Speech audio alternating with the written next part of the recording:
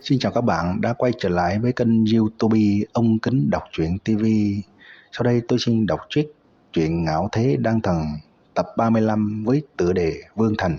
Xin mời các bạn lắng nghe. Trầm Tường tuyệt không có thể để cho những người muốn giết hắn này sống sót, càng không thể để cho chúng có cơ hội chạy thoát. Như vậy mới đúng, võ đạo chi lộ nên sát phạt quả đoán, bằng không dễ dàng bởi vì trong lòng tích oán mà ẩu hỏa nhập ma. Dù như thế nào cũng phải đuổi tới, giết sạch tất cả những người muốn giết ngươi. Thanh âm bạch u tràn ngập sát khí truyền đến. Lúc này Trầm Tường bay lượn trên không trung, loại cảm giác này làm cho hắn rất thích thú. Lúc hắn còn rất nhỏ liền hy vọng có thể có loại bản lĩnh này, mà bây giờ hắn đã làm được. Đây đều là công lao của hai mỹ nhân tuyệt thế trong giới chỉ kia. U tỷ, tại sao nàng cùng Tô Mỹ Giao tỷ trở thành sư tỷ muội? Rất khó tưởng tượng sư phụ các nàng là một người như thế nào. Trầm Tường phát ra cảm thán từ phế thủ. Đồ đệ lợi hại như vậy, sư phụ kia còn phải nói sao? Bạch U nói, sư phụ chúng ta không có tên. Lai lịch của hắn chúng ta cũng không biết. Nếu như ngươi đến cảnh giới kia, nói không chắc ngươi có thể nhìn thấy hắn. Đối với câu đố của hai người này, Trầm Tường phi thường hiếu kỳ nhưng cũng rất bất đắc dĩ, bởi vì các nàng không chịu tiết lộ một thứ hắn muốn biết. Trầm Tường đều phi hành buổi tối, hơn nữa đều lựa chọn bầu trời trên rừng núi hoang vắng. Sau buổi tối thứ ba, hắn có thể thấy một xe ngựa trên đường lớn xa xa đang chậm rãi chạy. Đại lộ kia chính là đi Vương Thành. Chỉ có địa phương ở gần Vương Thành mới có thể xây dựng một con đường như vậy. Trầm Tường ngước mắt nhìn đại lộ phía trước, loáng loáng có thể thấy một mảng lớn phòng ốc. Phía trước cách đó không xa chính là Vương Thành. Một khi người Dược gia tiến vào Vương Thành, Trầm Tường liền không có cơ hội báo thù. Chiếc xe ngựa kia chỉ có 2 xe phu cùng 2 hộ vệ cưỡi ngựa. Thực lực mạnh nhất chính là Dược gia trưởng lão kia, sau đó chính là Dược Thiên Hoa. Nhưng bọn hắn sớm bị Trầm Tường đả thương. 2 người sa phu cùng 2 cái hộ vệ kia, mạnh nhất cũng chỉ là phàm võ cảnh 5 tầng. Thời điểm bọn hắn tới không ít người, trở lại dĩ nhiên chỉ có một chiếc xe ngựa. Trầm Tường thì thào nói, hắn bay đến gần phía trước. Trong đội xe bọn họ vốn là ẩn giấu sát thủ. Bọn họ khẳng định trước tiên phái mấy người về Dược gia báo tin, sau đó lưu một ít người trông coi linh đan cát ở Ngọa Hổ Thành. Vì lẽ đó hiện tại chỉ có chút ấy người. Trầm Tường suy đoán. Hắn đứng ở trong rừng rậm bên cạnh đại lộ, hơi chút nghỉ ngơi một thoáng liền lấy ra một bộ hắc y mặc vào, sau đó bịt kín mặt. Dù sao giết chính là nhân vật trọng yếu của Dược gia, bị Dược gia biết Trầm gia cúng Dược gia khai chiến, đó là nhất định. Mặc dù là đêm đen nhưng nguyệt quang màu trắng bạc vẫn nhu hòa chiếu rọi đại địa, mang đến hào quang nhu đạm, có thể làm cho người không cảm thấy quá tối. Trầm Tường ẩn giấu ở ven đường, nín hơi đợi xe ngựa kia chạy tới.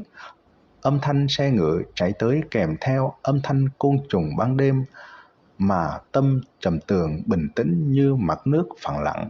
Một đôi mắt chứa đầy sát khí chăm chú nhìn đại lộ kia. Tới, xe ngựa vừa chạy qua, thân thể Trầm Tường liền như mũi tên từ trên cây lặng yên không một tiếng động bắn ra. Cùng lúc đó, trên tay hắn trong nháy mắt ngưng hiện ra một cây roi dài màu vàng. Roi dài dĩ nhiên hừng hực sát khí, còn kèm theo một loại khí tức cương mãnh thô bạo. Đây là Trầm Tường dùng chân khí kim thuộc tính ngưng tụ mà thành, kim thuộc tính đối ứng Bạch Hổ, mà Bạch Hổ thần công bao hàm sát phạt cùng thô bạo. Nếu muốn tu luyện Bạch Hổ thần công phải linh hội sát phạt ở bên trong. Trầm Tường từ trên cây bay xuống, huy động roi dài mạnh mẽ từ không trung quất xuống. Một roi quật trên xe ngựa giống như một thanh trường đao chém xuống.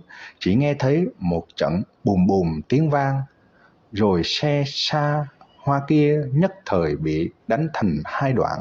Bên trong cũng nhảy ra hai người, một người là Dược gia trưởng lão, một cái khác là thiếu niên khuôn mặt tiều tụy Dược Thiên Hoa.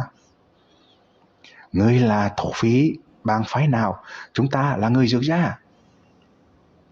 Dược gia trưởng lão nói còn chưa dứt lời, Trầm Tường cũng đã như tia chớp vung trường tiên ra, đánh về phía hai sa phu cùng hai hộ vệ muốn rút đao mà đến kia. Roi dài ẩn chứa chân khí kim thuộc tính cường hãn, kim quang hừng hực sát khí đánh vào thân thể bọn hắn, giống như quật đậu hũ. Sau khi bốn tên vung ra, bốn người kia đều bị quật thành mảnh vỡ. Chân khí hung tàn bực này không chỉ làm cho Dược gia trưởng lão cùng Dược Thiên Hoa kinh hãi, ngay cả Trầm Tường cũng không khỏi hít một hơi lạnh. Ngươi là Trầm Tường? Dược gia trưởng lão thấy đôi tròng mắt kia của Trầm Tường, nhất thời kinh quát lên, mà roi của Trầm Tường đã vô tình lạc vào trên người hắn. Không hổ là phàm võ cảnh 7 tầng, tuy bị trọng thương nhưng hắn vẫn điều động chân khí trong cơ thể, tiếp được Bạch Hổ chân khí mang theo từng tia sát phạt của Trầm Tường. Người đúng là Trầm Tường? Dược gia trưởng lão trầm giọng hỏi, nhưng trong ánh mắt không che giấu nỗi sợ hãi. Hắn không nghĩ tới Trầm Tường sẽ tới giết bọn hắn, hơn nữa thủ đoạn lại tàn bạo như vậy. Trầm Tường im lặng không lên tiếng, tay trái lóe lên ánh lửa, một hỏa tiên ngưng tụ thành, sau đó há mồm rít gào một tiếng. Đây cũng là chân khí mộc thuộc tính. Thanh long bào hao thả ra, sấm sét cương phong bừa bãi tàn phá Dược gia trưởng lão. Lúc này chu tước chân của Trầm Tường đã quất lên, tinh chuẩn đánh vào trên cổ của Dược gia trưởng lão, lấy cả đầu lâu của hắn rơi xuống.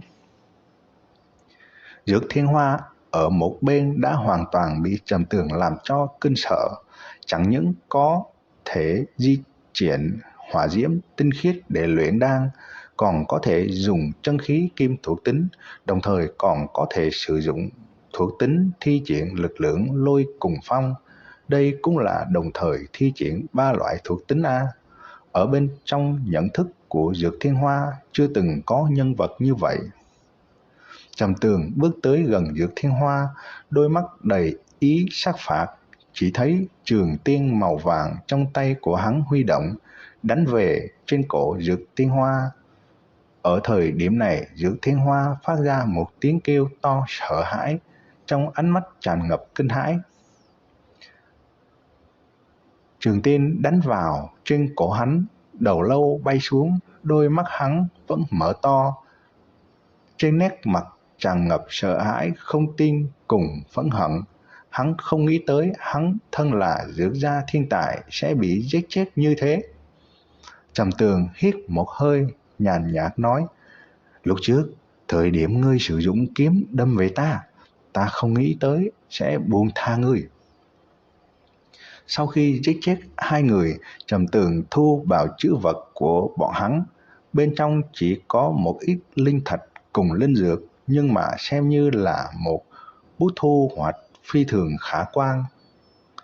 Vì không để lại vết tích, Trầm Tường dùng rất nhiều thời gian mới thu thập hiện trường xong.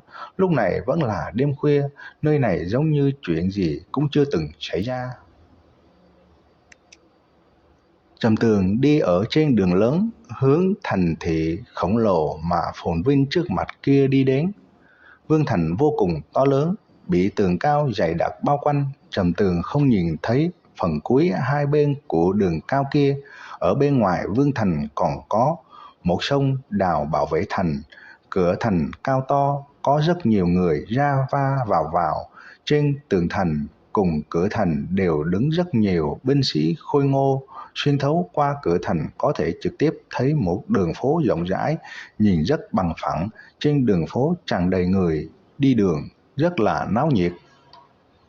Trầm Tường đi tới trên đường cái, tò mò hết nhìn đông tới nhìn tây.